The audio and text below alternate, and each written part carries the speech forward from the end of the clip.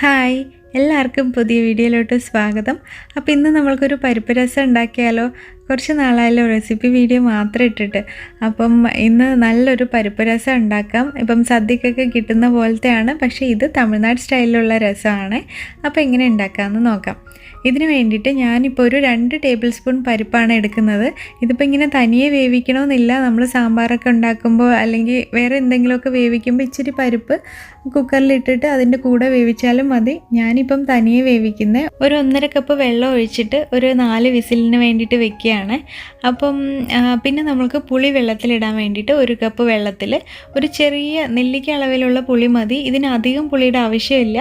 പിന്നെ ഒരു മിക്സി ജാറിലോട്ട് ഒരു 5 വെളുത്തുള്ളിയുടെ അല്ലി ചേർക്കുക. വലുതാണെങ്കിൽ 5 എണ്ണമാണ് ചേർക്കുന്നത്, ചെറുതാണെങ്കിൽ കുറച്ച് ഒരു 8 എണ്ണമെങ്കിലും ചേർക്കാം. പിന്നെ ജീരകം 1 ടീസ്പൂൺ, പിന്നെ കുരുമുളക് 1 ടീസ്പൂൺ, മല്ലി 1 ടീസ്പൂൺ, പിന്നെ കുറച്ച് കറിവേപ്പിലയും കൂടെ ഇട്ടിട്ട് ഒന്ന് ക്രഷ് ചെയ്തെടുക്കുക.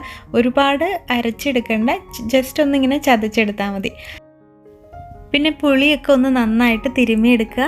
2 തക്കാളി എടുത്തിട്ടുണ്ട് ഞാനിവിടെ. ഒരു മീഡിയം സൈസിലുള്ളതാണെങ്കിൽ 2 എണ്ണം എടുക്കുക, ചെറുതാണെങ്കിൽ 4 എണ്ണം എടുക്കുക. എന്നിട്ട് ഇതൊന്ന് അരിഞ്ഞെടുക്കുകയാണ്. ഇത് ശരിക്കും രസത്തിൻ്റെ ആ പുളി വെള്ളത്തിലിട്ടിട്ട് നമ്മൾ കൈകൊണ്ട് തിരുമ്മി എടുക്കാനാണ് പോകുന്നത്. ഇത് ഇച്ചിരി വലുതുപോലെ ആയതുകൊണ്ട് ഞാൻ മുറിച്ചതിന് ശേഷമാണ് തിരുമ്മാൻ പോകുന്നത്. അപ്പോൾ ഒരു 1/4 ടീസ്പൂൺ മഞ്ഞൾപ്പൊടി ആ വെള്ളത്തിലോട്ട് ഇട്ടിട്ട് തക്കാളിയും കൂടെ ഇട്ട് നന്നായിട്ടൊന്ന് കൈകൊണ്ട് തന്നെ ഇങ്ങനെ പിഴിഞ്ഞെടുക്കാം നമുക്ക്. അഥവാ കൈകൊണ്ട് ഇങ്ങനെ ചെയ്യാൻ ഇഷ്ടമല്ലെങ്കിൽ ഇതുപോലെ മിക്സറിലിട്ടിട്ട് ഒരു കറക്കിയെടുത്താൽ മതി തക്കാളി. അതിനുശേഷം ഈ വെള്ളത്തിലോട്ട് ഇട്ടിട്ടൊന്ന് ഇളക്കിയെടുത്ത് കഴിഞ്ഞാലും മതി. അപ്പം അതിന് ശേഷം ഇനി കല്ലുപ്പാണ് ഞാൻ ഇടുന്നത്. ആവശ്യത്തിന് ഉപ്പിടുക. പിന്നെ നമ്മുടെ അരച്ച് വെച്ചിട്ടുള്ള മസാലയും കൂടെ ചേർത്തിട്ട് ഒന്ന് മിക്സ് ചെയ്യുക. പിന്നെ ഇതിലോട്ട് 1 കപ്പ് വെള്ളം കൂടെ ഞാൻ ഒഴിക്കുന്നുണ്ട്. ഇനി ഇത് നന്നായി മിക്സ് ചെയ്തതിന് ശേഷം ഇതിലോട്ട് 1/2 ടീസ്പൂൺ കായത്തിൻ്റെ പൊടി ഇടുന്നുണ്ട്. ഇതിൽ കുറച്ച് കായത്തിൻ്റെ പൊടി നന്നായിട്ട് വേണം, അപ്പോൾ അതുകൊണ്ടാണ് 1/2 ടീസ്പൂൺ ഇടുന്നത്. അതും നമ്മൾ ഈ വെള്ളത്തിൽ തന്നെ ഇട്ട് കലക്കുക ചെയ്യുന്നത്. ഇനി ഇതിലോട്ട് കുറച്ച് മല്ലിയിലയും കൂടെ ഇട്ട് മുറിച്ചിട്ടിടുക.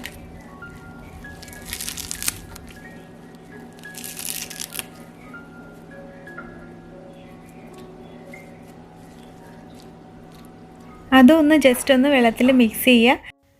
അപ്പോഴത്തേക്കും പരിപ്പൊക്കെ വെന്തിട്ടുണ്ട്. അതിൻ്റെ പ്രഷറൊക്കെ പോയതിന് ശേഷം നമ്മൾ എടുത്തിട്ട് നന്നായിട്ടൊന്ന് ചതയ്ക്കണം പരിപ്പ്. നല്ല പരിപ്പിൻ്റെ ആ ഒരു തരി പോലും കാണാൻ പറ്റില്ല. അതുകൊണ്ട് എത്രയും മാക്സിമം നമ്മൾക്കിട്ട് ചതയ്ക്കാവോ അത്രയും നന്നായിട്ട് ചതയ്ക്കണേ. അതിന് ശേഷം നമ്മുടെ ഈ പുളിവെള്ളം ഉണ്ടല്ലോ, രസം ഉണ്ടാക്കി വെച്ചതും പരിപ്പും കൂടെ നന്നായിട്ട് മിക്സ് ചെയ്യുക. ഇനി ഒരു പാൻ അടുപ്പത്ത് വെച്ചിട്ട് ഞാൻ 1 സ്പൂൺ നല്ലെണ്ണയാണ് ഒഴിക്കുന്നത്. അതിന് ശേഷം ഒരു 1/2 ടീസ്പൂണോളം കടുക് ഇടുക. അത് പൊട്ടി വരുമ്പോൾ വറ്റൽമുളക് ഒരു 3 എണ്ണം ഇങ്ങനെ മുറിച്ചതും കൂടെ ഇടുക. പിന്നെ കറിവേപ്പിലയും കൂടെ ഇടുന്നുണ്ട്. അതും കൂടെ ഇട്ടതിന് ശേഷം ഒന്ന് നന്നായിട്ട് മിക്സ് ചെയ്യുക. പിന്നെ ഒരു ഇച്ചിരി മഞ്ഞൾപ്പൊടി ഇടുന്നുണ്ട്. അതിൽ ഇത്തിരി കളർ കുറവായതുകൊണ്ടാണ് ഞാൻ ഇവിടെ കൂടെ മഞ്ഞൾപ്പൊടി ഇടുന്നത്. ഇനി നമ്മുടെ ആ രസം ഇതിലോട്ട് ഒഴിക്കാം. ഒന്ന് നന്നായിട്ടൊന്ന് മിക്സ് ചെയ്ത് കൊടുക്കുക. അതിനുശേഷം ഇതൊന്ന് മീഡിയം ഫ്ലെയിമിൽ വെച്ചിട്ട് തിള വരുന്നത് വരെ ഒന്ന് വെയിറ്റ് ചെയ്യണം. ഇതും അധികം ഒരുപാട് തിളയ്ക്കാൻ പറ്റില്ല. അപ്പം നമ്മൾക്ക് ജസ്റ്റ് ഒന്നിങ്ങനെ തിള വന്ന് കഴിയുമ്പോഴത്തേക്കും അറ്റത്തു നിന്ന് ഇങ്ങനെ തിളക്ക് വന്ന് തുടങ്ങും.